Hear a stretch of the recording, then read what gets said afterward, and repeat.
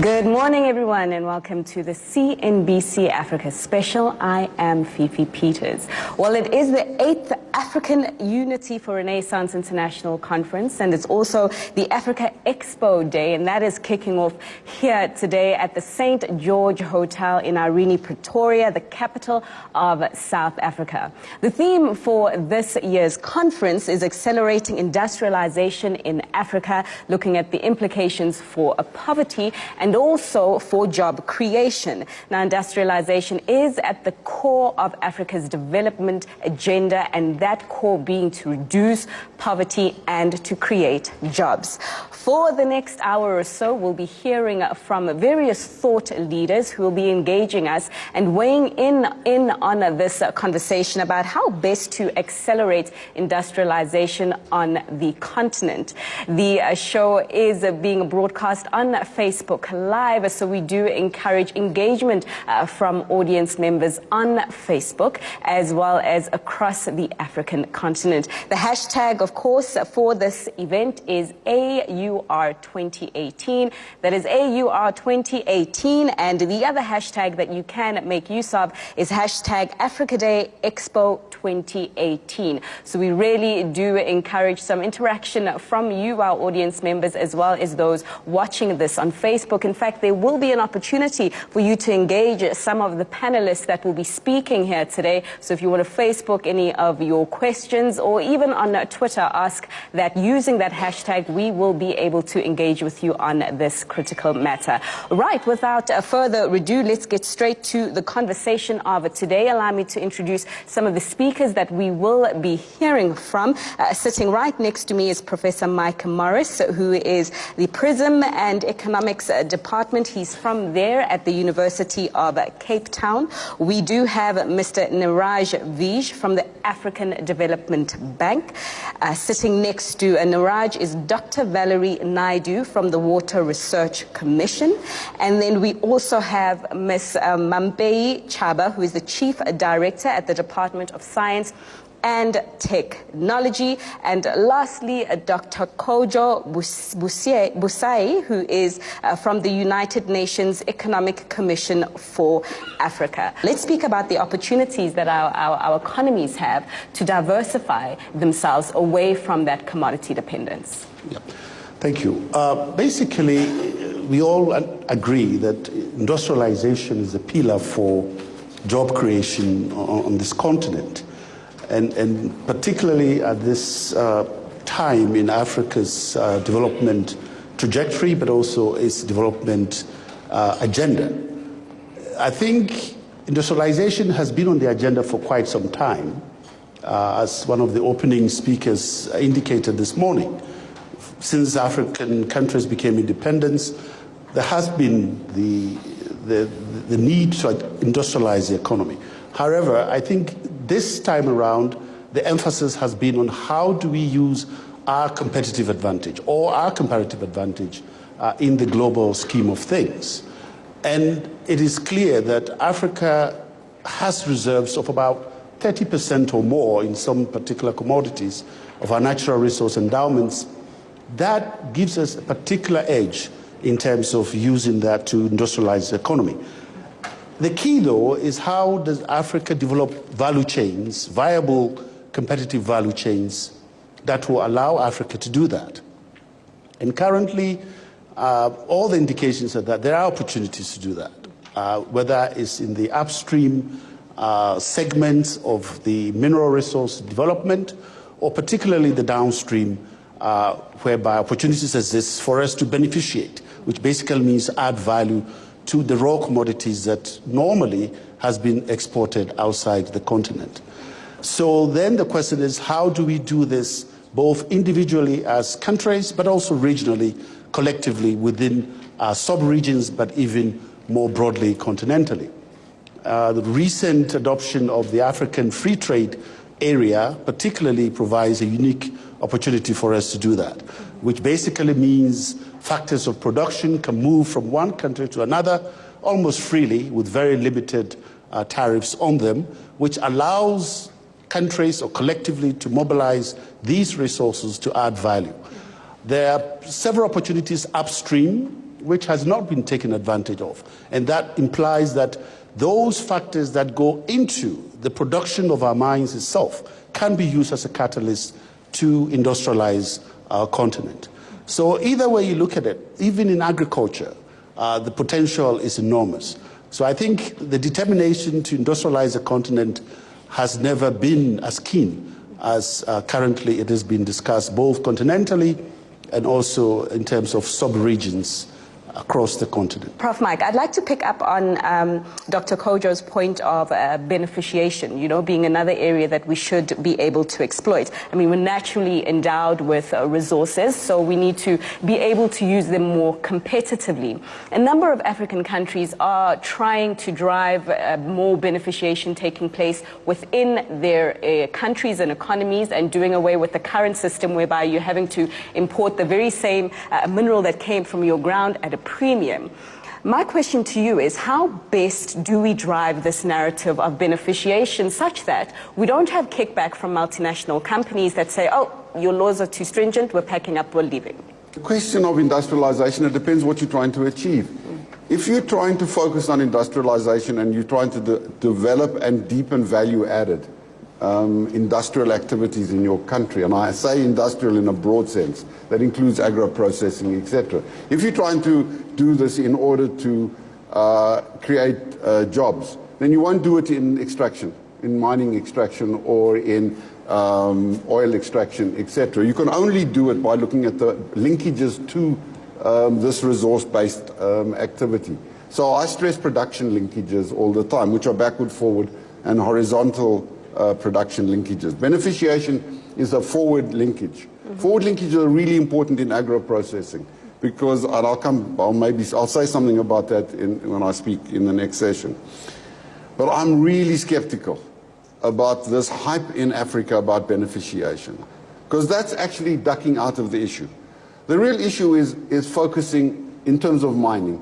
The real issue in mining is how do you develop backward linkages. It's much easier to develop backward linkages into mining than it is to do beneficiation. Why? There's a huge step and a jump from pulling iron ore and copper out of the country, in the country out of the ground, and producing pots and pans or tables or doing something else. There's a huge step between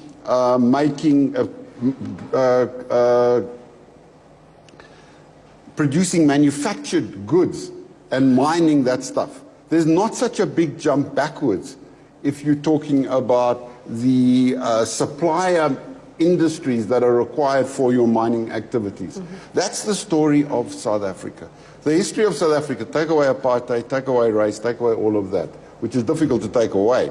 The economic history of South Africa in terms of industrialization is the development of backward linkages in terms of engineering services, metal services, a whole lot of services and production activities that go into mining. So focus first and foremost on that. That will enable you to develop manufacturing capabilities, because it's all about capabilities. That will enable you to develop manufacturing capabilities, which can spin off sideways into a variety of other activities, which may allow you to come back again to beneficiation. But if you just talk about beneficiation, you tell me how. From pulling iron ore out of the ground and producing it, you can jump to making manufactured goods. First stage of beneficiation is processing, turning copper into processed copper. Go for that. That's closer to your heart. But if you only stress beneficiation, as we all do in Africa, and forget about the other linkages, then I think we're making a mistake. That is not the story about agro-processing. If you're talking about beneficiation, meaning forward linkages in agriculture, absolutely. I think that's a critical way that we have to go. Sorry, it's a long-winded way of asking. All right, then I'll probe you further about the opportunities for the agricultural sector in just a moment. But Mambe, maybe let's speak to you a bit about, the skills development in the country. How can science and technology advance in this role of Africa wanting to industrialize itself further? Thank you very much for the question. I would like perhaps to start by addressing the Prof's question or remarks there, because I think Africa limits itself by thinking that you can only do so much, when there's a whole lot more that you can do through forward-looking, through foresights, and planning for the future. So I don't think there is a reason that Africa cannot plan to be one of the top beneficiaries in the world. But of course we need skills to do that, and a number of reports have indicated that Africa is lagging far behind. The African Capacity Reports, the 2017 reports, indicates that Africa needs something like 4.3 million engineers to really become industrialized. It needs something like 1.6 million agricultural scientists. We have not even begun talking about our state of readiness to address the fourth industrial revolution. Skills like robotics, artificial intelligence, biotechnologists, and all of that, we are still lagging far behind. So that's already the first opportunity where Africa can already start building the capacity and the resources required to get there. The STI strategy for Africa, STISA 2024, also has technical competence as one of the 4 pillars to really get STI to contribute towards development. The biggest challenge as well, even if we build all of that capacity, we will lose all of those skills if we don't ensure that the continent is ready to absorb those skills in the continent. The UNDESA reports that something like 500,000 people from Africa settled in OECD countries in a period of about 5 years. 43% of those were from Zimbabwe. And look at Zimbabwe now. If they had those skills settling in Zimbabwe, we'd be talking a different story with regards to Zimbabwe. So although we can say we have policies on STI in the continent, I think about 2/3 of the African continent have got STI policies. You need the skills to implement those policies, and it's absolutely crucial that you look at the entire pipeline all the way from primary education to higher education. So skills do play a critical role. Skills playing a critical role there, but as is water.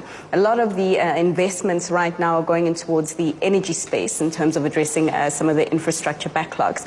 Is enough, Valerie, going to the water space? And perhaps you can begin by telling us, what role does water play in industrialization? So I think firstly, let's start by saying that I think if Africa really wants to transcend and be competitive, you have to set bold visions, and you have to be courageous around that. I do agree to some extent you have to be realistic about the steps you take in trying to get there. But if you don't set that bold vision, the rest of the world is not standing still. So the question is, are you always behind the curve, or somewhere along the line Africa's going to basically get ahead of the curve? I think that's the first thing. In terms of water, in my opinion, and I think this is where people think about water incorrectly. Water, energy, roads, transport, the connectivity platforms that we are creating are all enablers. They all are the inputs towards this industrialization that we're talking about. So you can't think about doing one without the other. You can't under-invest in one without thinking about the other. It's the same as saying, how do you seed the new jobs? The new jobs of the future is coming through innovation in science and technology. But you can't play too much of a role on just science. You then have to create the development platforms in order to meet those capability deficits that we have in Africa. And I think that's where we need to make some really concerted effort as to, if, for example, we need these engineers in these areas, then how do we collectively as well invest in that going forward? Are we going to import skills from outside in order to do that? That's not sustainable as well if we really do have a bold vision. Water as an opportunity to look at things differently, I think, in Africa, particularly because we are constrained. We are basically facing major constraints, physical constraints around water. And water, in my opinion, as the opportunity, and I've listed like 3 areas. So even if you look at infrastructure, currently we do centralize big, right? 70% of our population is going to be in the cities. But why aren't we thinking build small, plan big? Because if you plan big, there's an industrialization component that will come into how we do this smartly in Africa, which is different to the way currently the developed world thinks about it, which is largely centralized. So you have modest, flexible systems, modular systems, and it then becomes more inclusive for more entrepreneurs and more businesses to actually partake in that space. Sanitation, next generation sanitation. Is it really about moving, sewage around with water? Or is it about this sort of system that is able to transform your sewage into something that is less dangerous or a valuable resource. And in that space, there are other partners working in this space. But if you don't invest in that, you're never really going to get to that space, because we're always going to be doing incremental investment, which doesn't lead to big change. Thirdly, big data. Big data in water, big data anywhere. Big data basically has the opportunity of actually translating across all sectors. It's not just a sector on its own. There's linkages around big data, and when you invest in that, it can then it basically has an ability to change water, energy, telecommunications, anything.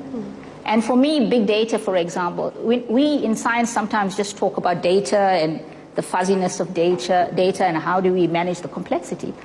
But big data is about scalability of infrastructure. It's about how do you match the ecosystems between private sector and public sector in order to make big data work for us. What are the resources we require in that space? And only from there can you get basically the integration, the extraction, and ultimately to artificial intelligence.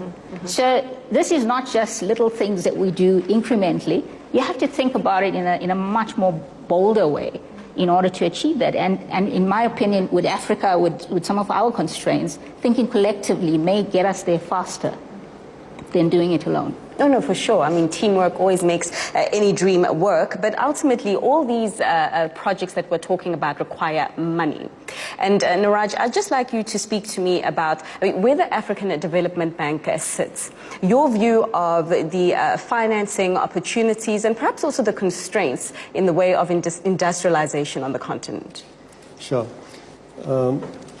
I think first and foremost, I fully appreciate the points which my colleagues have made, particularly around the bold vision. I think if we talk of countries like Japan, Korea, they have undergone rapid progress, and that was because of the ambition which their political leadership set for themselves, and then provided a stable policy environment for the long term.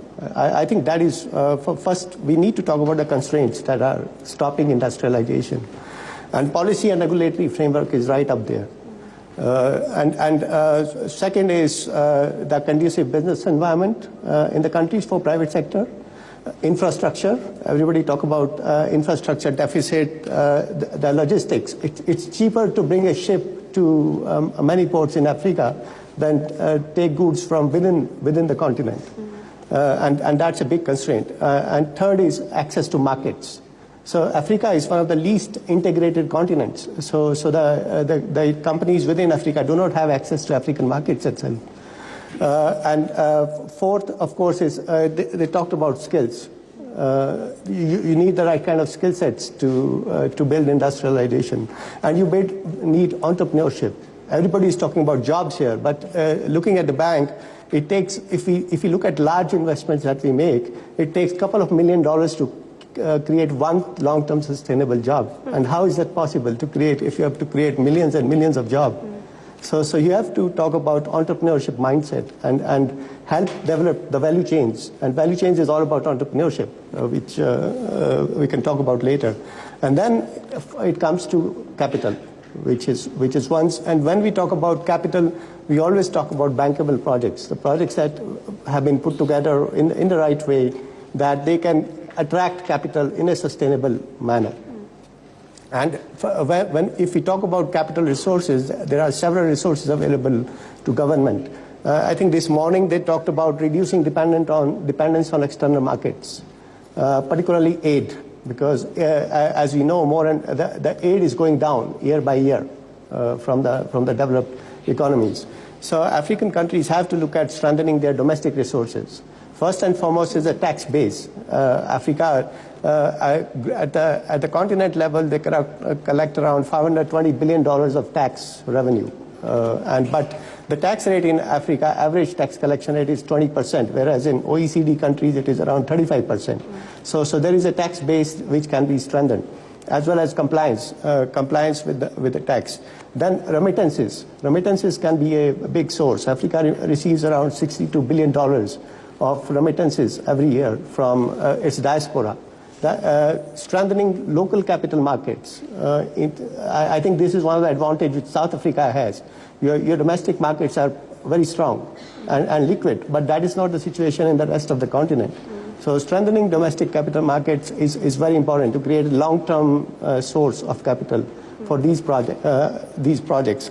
Then, of course, coming to multilaterals. Multilaterals are a big source of funding for projects in Africa, multilateral as well as bilateral agencies. And they're stepping up. They're increasing their investments in the continent. Access to capital markets, international capital markets. Many African countries have successfully raised bonds in international capital markets in the recent past. So that is another source of revenue. Then, of course, private investors. If the governments really want to take this forward, they have to talk about public-private partnerships. And that is where I was talking about having the right policy environment and having a conducive business environment in the country. That will attract FDI. So there are various opportunities, and there are various sources to tackle the problem. Could we probe a little bit more on this theme of having the right policy and environment? Dr. Kojo, just to speak with you, I mean, does the idea of a policy or the policy constraints come up to those players in the mineral space who are looking to industrialize the mineral spaces more? Yes. The issue of policy is eminently important, and it starts actually with vision, a bold vision, collectively defined, to transform the economies of this continent. And that's what precisely the African Mining Vision seeks to achieve in the context of mineral resources. It is a paradigm-shifting agenda that clearly identifies the constraints, policy, as well as the other forms of constraints that other panelists have alluded to.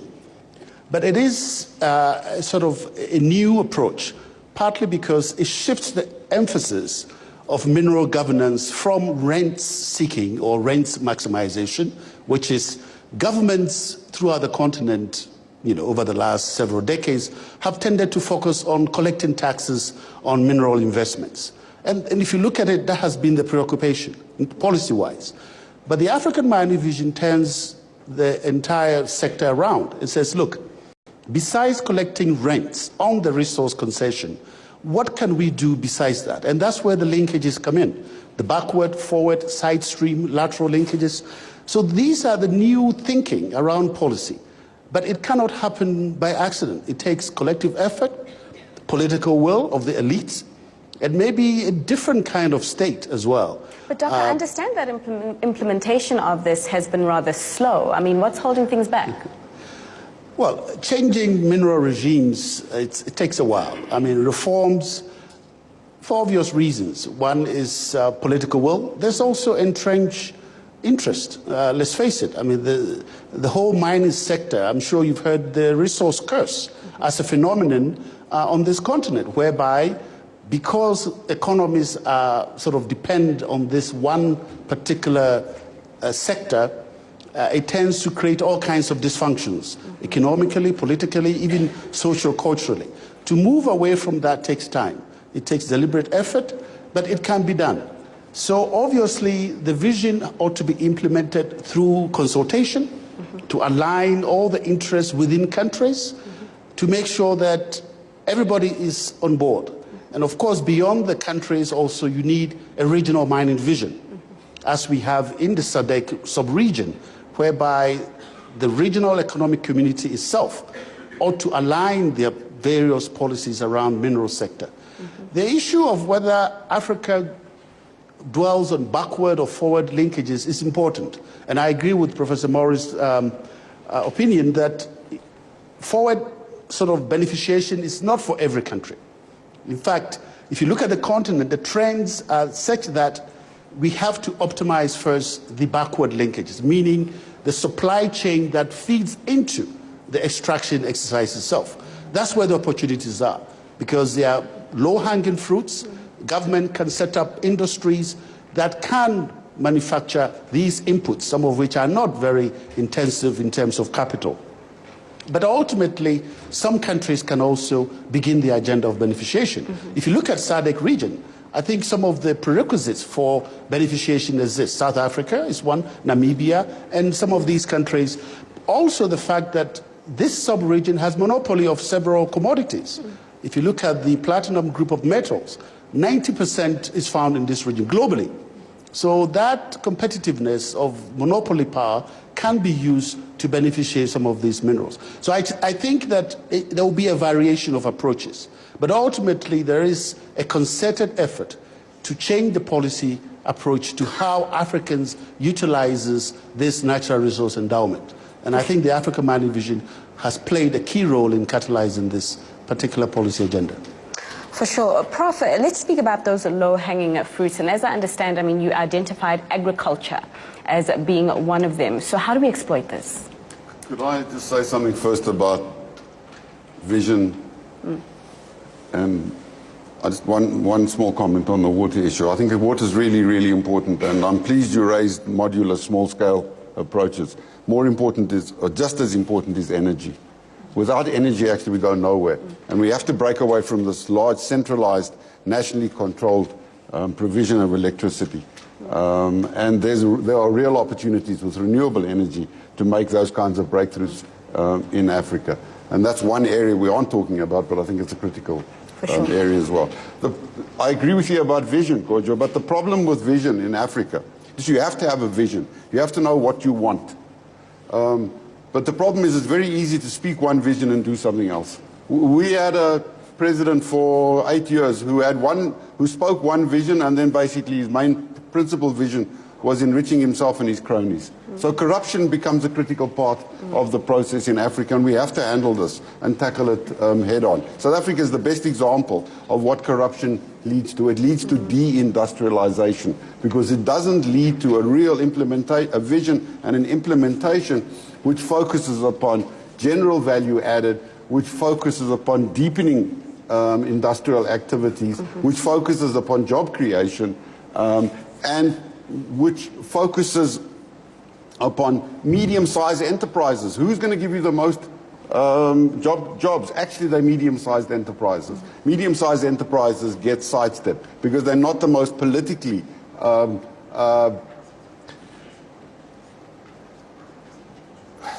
they're not the area where you're going to get the most political votes. You're going to get political votes in all sorts of other ways and other places. So focus upon those if you want to have backward linkages and if you want to do something that's of substance.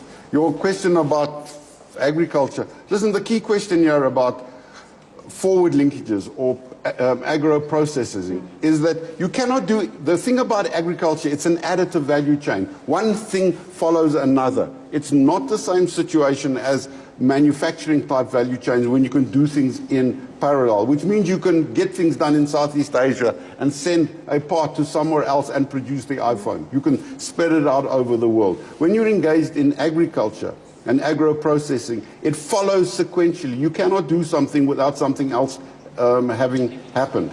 So the key thing is how do you capture the value into your own particular country, add the skills that are required to do that, and take that step and capture that step, haul it back into Africa, and the next step, and the next step, and the next step. And how do you engage in the leading value chains like Nestle around cocoa to say, actually, we're going to do a whole series of steps before we get to chocolate production, okay, and pull those back into Africa. That's what I call, those are additive value chains. That's what I call forward linkages, and that produces what I think is what Africa needs. It's a productive industrial policy which focuses upon industrialization. In mining, I think backward linkages is the way to go. And that's the way you develop learning, capability building, skills building, etc. And I've said too much now. I'll shut up now. Not at all. I mean, you did touch on a very important problem and hindrance to advancing our economies being corruption.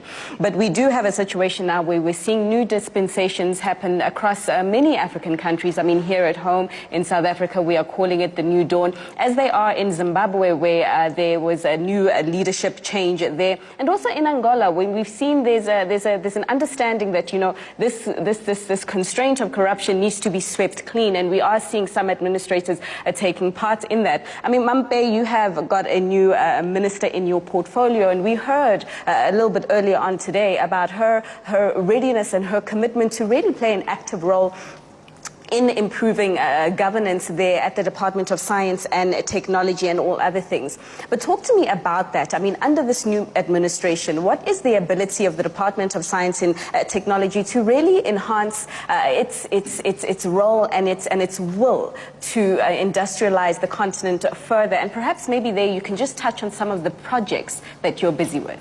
Mm-hmm. Yeah, I think the role of the Department of Science and Technology should not be seen as a standalone role.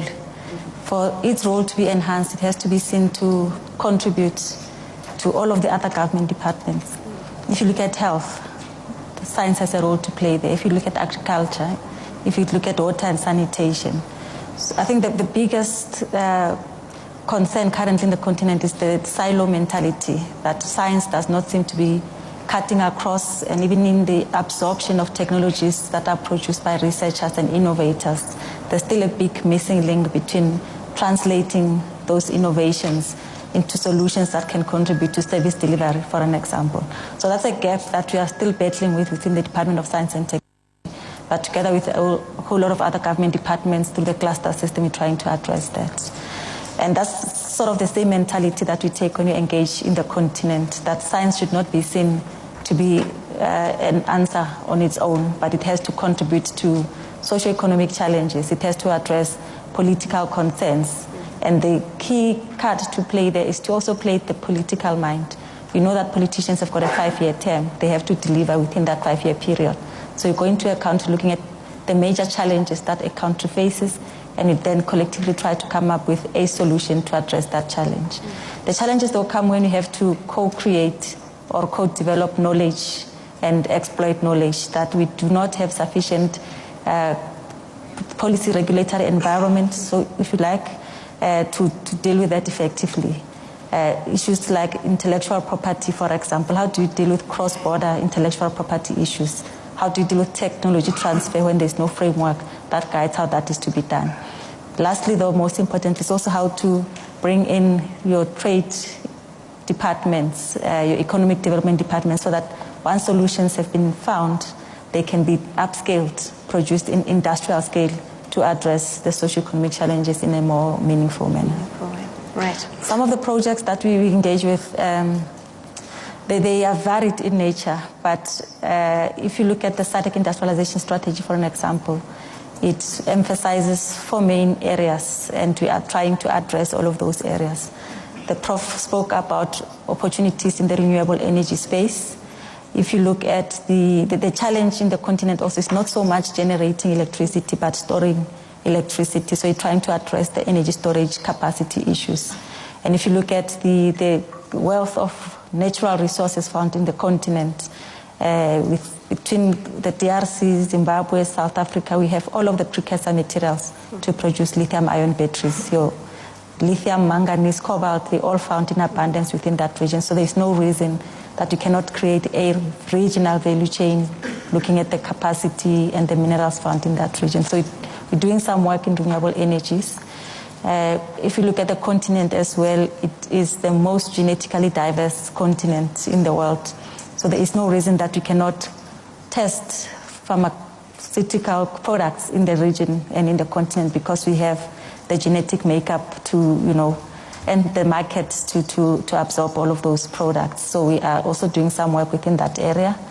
Last, perhaps I can also talk to agro-processing as well. We are championing a number of projects within the region that look at how, especially based on indigenous knowledge, the indigenous crops that are grown in abundance in the continent, how do we make sure that we add value to those to produce both nutraceuticals, pharmaceuticals. An example I could give is that we have partnered with Nestle to produce the 2-minute noodles that contain morojo, amaranthus, because it's highly nutritious, but it has been underutilized. But if you put it in a form that is acceptable by most of the consumers, then you're able to access markets that would not have access before. So these are just some of the projects. That's quite interesting, especially for many of us, who get home late at night and you don't necessarily have time to cook. You can have a nutritious meal there. But Valerie, the role of renewable energy has come up quite a bit from everybody here. And perhaps you can speak to me more about how do we realize opportunities within this space, particularly when it comes to realizing the opportunities that water presents to advance the narrative of industrialization. So I think the traditional approach is always to look at hydropower. But if you look at aspects within the water space around water and energy, even the water-energy food nexus, you'll realize that essentially, for example, if you've got major pipes, you can draw out hydroconduit energy from it. And there's a spin-off for small and medium businesses. But you need to build the capability so that, when you're running off these infrastructure systems, that the risk is minimized. So there's those capability builds that we're not necessarily getting to, even though the opportunities are there and can be presented going forward. I think if you look at the water-energy food nexus, for example, thinking about, how to use water more efficiently and then use alternate energy sources together with how we grow food, but also process food, needs to be thought about in that much more sophisticated way, rather than the simple value chains across sectoral lines. So if I look at, for example, water efficiencies, for example, in the system, we're nowhere near to where we should be.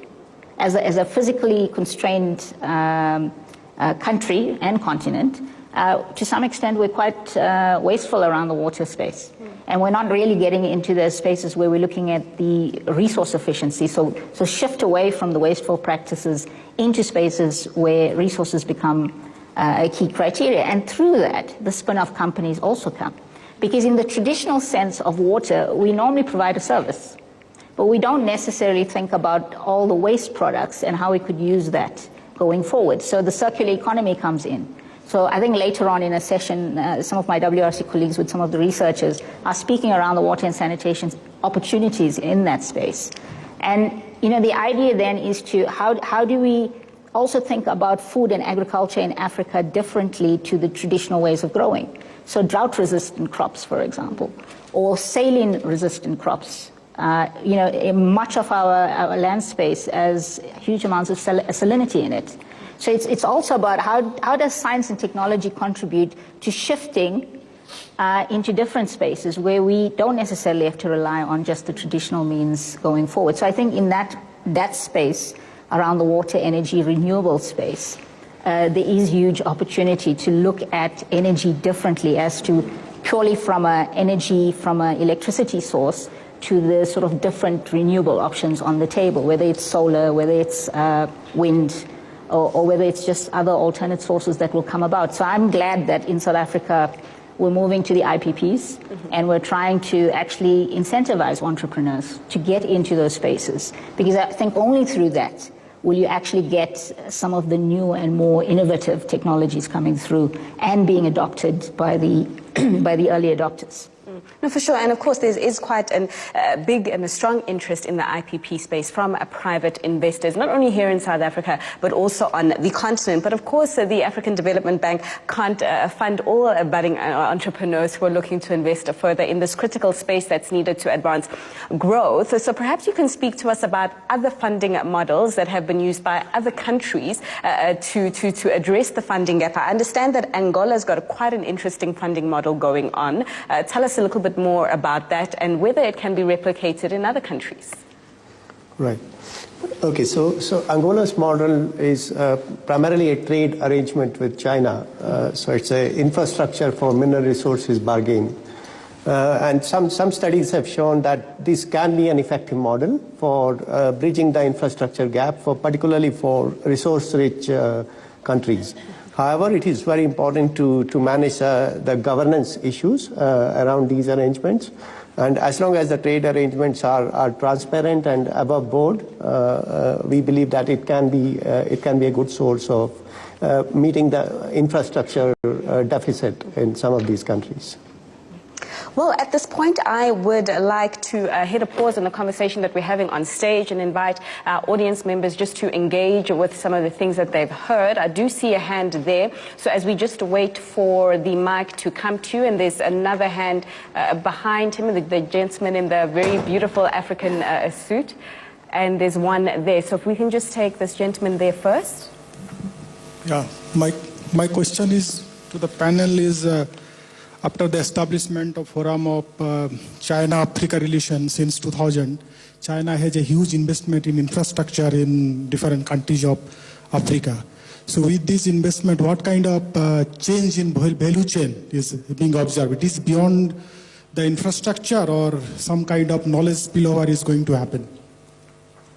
As an African young person, just to pose a question, we just received a lot of inputs from the panelists about how the economic growth in the countries, and as well industrialization will actually assist economic growth. But I think I'm coming from a point of concern as a young person in this continent that we have since independence being led by revolutionaries who have actually tend to be the most corrupt political leaders in this world. South Africa is not different to that. We've just seen now World Bank reports actually attesting to the fact that South Africa, in this whole earth world, we are the #1 most unequal society. That doesn't only talk to the income inequality gap, but also it takes to the element of exclusion. So if we talk about this industrialization and the economic growth, who is it going to benefit if we have this unaccountable political leadership that is actually leading us, and as well as a civil society that has not actually done anything better, but they've actually supported the looting of their principles? So if we talk about economic growth in this continent, who is it going to benefit? Thank you. My name is Professor Godonam. I had a lot of notes that I wrote here. Maybe some of them I'll pass on to Aissa and the organizers later on. I just want to start by thanking the panel there in terms of what they've raised. Naturally, I don't raise questions. The starting point for me is revisiting our industrial policies on the continent. As far as those that I've read, especially from East Africa, they are basically mainly foreign trade policies. So there's no deliberate focus in terms of our industrial policies nationally to make sure that at least we address, number one, the new dawn of African Renaissance and also free trade area, and secondly, the issue of mainstreaming our trade within our borders and also within the continent. So what I'm effectively saying there is we have developed policies that promote the idea of importing something from outside the continent, and the policies that also diminish the value of the products that we produce as Africans. I'm yet to see who of us does not want to import things from outside the continent. So basically I'm saying that we need to actually to revolutionize even the consumers on the continent to know that if we are going to grow the continent, then we need to consume locally and have this idea of buying local as in our DNA. Then the other issue that is emerging, which is quite interesting, is what do we have in our hands? That is the biggest question. If we're going to be industrializing, you need to know what is that we have at your disposal. Yes, what I think we have at our disposal, we have got the people. This one we can't debate. We have got people here on the continent. So in terms of human capacity, we have. Then we have got the land and agriculture. This we cannot argue. We have. This we have. So I'm saying there, these are actually development beds that we need to start working on. We have the mineral resources. This we can't debate. We have. Then, of course, we've got the wildlife. I've just mentioned some of the sectors that I think are going to drive our industrial policy. Of course, we've got renewable energy. We have. So we are saying there, as we are going to be moving forward, if we cannot address what we have as our bargaining position, then it's going to be difficult. We start running to Africa Development Bank, which operates like any other bank. Sorry, sir. I don't really believe in approaching development banks because they all operate within the same protocol. And that protocol is to impoverish whoever is coming to them. So these are some of the things that we need as Africans to put on the table. There's no business for our governments going to development banks. Because you go to World Bank, you go to African Development Bank, by the time you're coming back there, we are 6 to 10 times poorer as a country. So you're saying there, you need to start talking what you call domestic mobilization of resources. That does not require a bank. It simply requires politicians and professionals that can see the vision of where we want to go. We have resources that are being wasted. Corruption has been mentioned. We have, I think it's about time we start removing politicians from the system of governance so that we can have professionals running our governments like a private entity where there's accountability. There's a lot of noise in the media now. Politicians don't want to account. So why are we as a continent continuing to move on a platform where we are bringing politicians that don't want to account? Thank you so much, sir. Thank you. And perhaps we'll kick off with the points that you were making there. Particularly one that I agree with you is some of these trade deals that African countries have found themselves in with the rest of the world. There's been a lot of criticism to say that they're unfairly skewed and it's not in Africa's favor. Dr. Kojo, perhaps you can speak more towards that and the very important point of mobilizing domestic resources a lot more. Yes, I think that observation is quite accurate, that there is inconsistencies between our trade policies and our industrial policies, if they exist at all.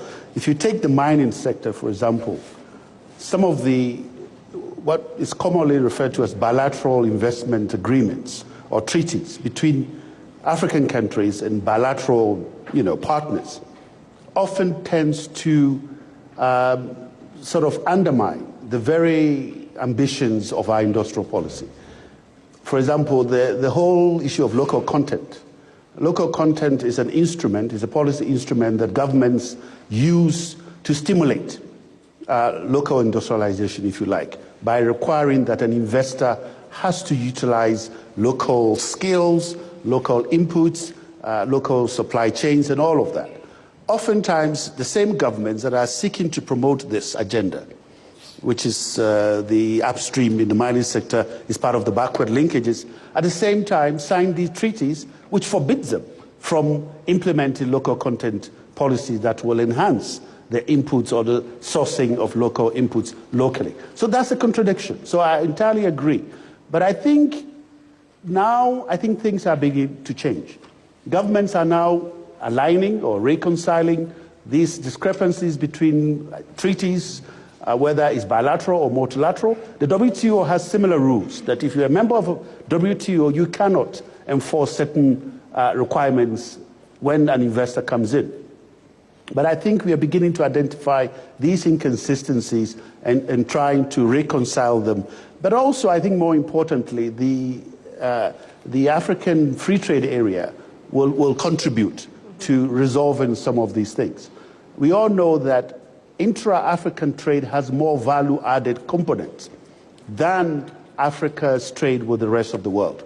So that in itself tells us something, that Africans seek to gain more by trading with each other in a free trade area than perhaps with the rest of the world. So the paradigm is shifting in the context of, again, using the backward linkage to industrialize.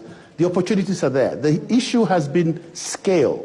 How do you produce at a scale that is competitive, price-wise, and so on? But if you have a free trade area, whether it's regionally or continentally, ultimately leads to economies of scale that will help you to optimize in terms of your competitiveness. So these things are changing, but essentially that has been one of the constraints, that we do have inconsistencies between our trade policies and our industrial policies. Now, very quickly on the issue of corruption, political elites, and the whole accountability deficit on the continent, of course, it does exist, but there are factors. Some of these are also linked with the lack of industrialization. I think there's a clear correlation between the degree of industrialization and the degree of societal consciousness to be able to serve as a counter check to some of these accountability deficits.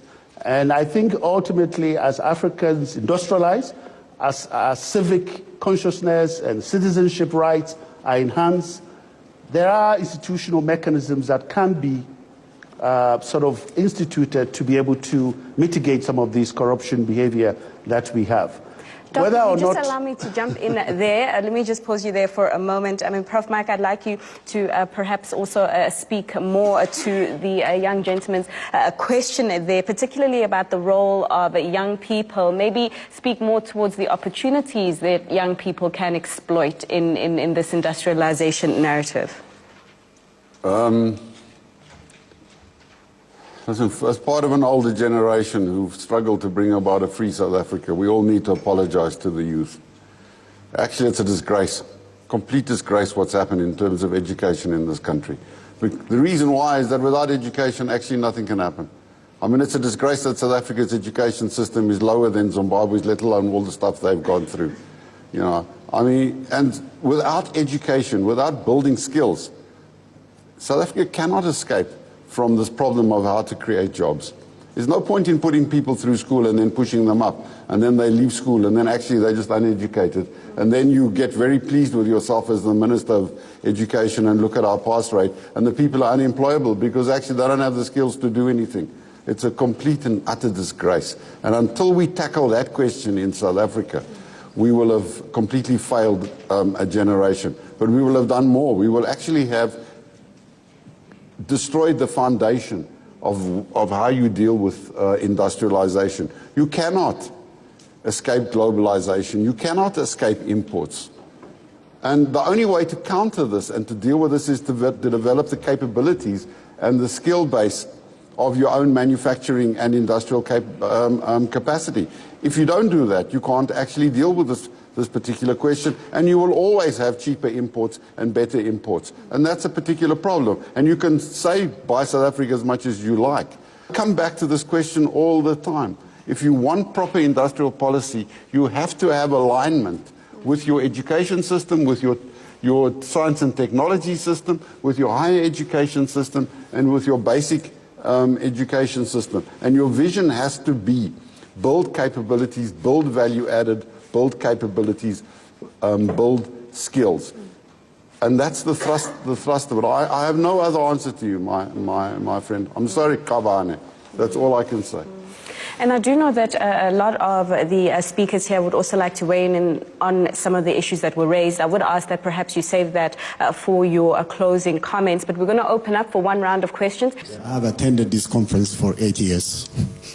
Every year I have been attending, and this year I didn't want to attend it, but I came. Well, because I'm too busy, to be honest with you. There's so many things to do, so many students to graduate. We're glad you came. Yes, yeah, I'm a professor. I hold a research chair here in South Africa. And I came to South Africa from my heart to change South Africa. But I'm struggling, to be honest with you. Let me just ask you one question. How come when in Kigali we had the continental free trade, why did Nigeria and South Africa refuse to sign? Can I just say just a few things? This is the richest continent in this planet. We have everything. Our people, all of you, could be millionaires, trust me. If Africans learn to own Africa, let me give you another concrete example. When Gaddafi was there, he wanted to create the Afro, like the euro. He collected enough gold, honestly, to remove the World Bank, to remove IMF, to create an Africa. Who opposed him? It's not just Sarkozy. Here too, the people did not support him. The leaders of Africa didn't support him. Can I just say, very, very important, 6 times more resources every year goes out of Africa. Africa donates to the world. We're not donated. According to Thabo Mbeke's panel in illicit financial flows, 50 billion every year goes out of Africa. We are stolen. We are losing. We have everything. We have enough solar energy to give electricity not only to ourselves, to all of Europe. We are rich. How come we are poor? I'm telling you, before you talk about your industrialization, your policy and all this crap, the necessary condition is read a book written by a white man from Canada the betrayal, Africa betrayed. Please read that. Thank you, sir. Thank you, sir. And the thing is, we do broadcast to 48 countries, including Nigeria, obviously here in South Africa. So the question that you asked about us not signing that deal, I do understand that negotiations and there's still backroom talks that are still underway. So hopefully we'll get a way forward on that soon. So we've got about 5 minutes. The gentleman in the, okay, we've got a mic there. I would like to unpack the dynamics between IFF and corruption. Corruption mainly involves from the public side, government officials. But when you talk about IFF, it's mainly from the companies, because I was involved in the IFF study at UNECA. It's mainly this, the IFF is because of just from one element, that is trade mispricing, which is happening because of what the companies are doing, mining companies are doing in Africa. And as Professor Muche said, $50 billion is lost every year and $1 billion every day, every week. That's very huge. So it's important to address this deficiency in the mineral sector. The other is there is also lack of transparency and accountability in the sector.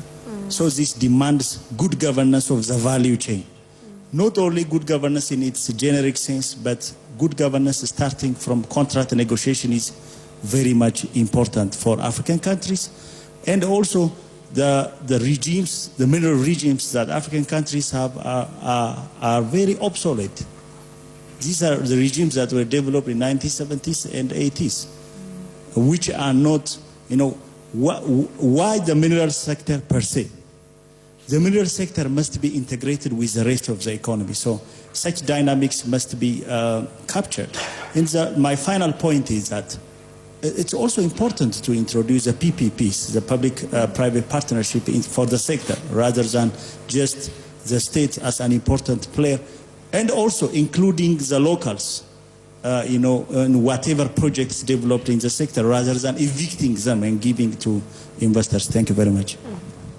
Thank you very much for those points that you have made. We are going to be wrapping up the official live broadcast, but what will happen as soon as we sign off is that we will continue with the question and answer session. So at this stage, I'd like to thank the viewers who have been watching. Thank you so much for engaging with us in this very critical conversation as we speak about accelerating industrialization on the continent, further to certainly develop the continent's objectives being to reduce poverty, to reduce inequality, and to create more jobs.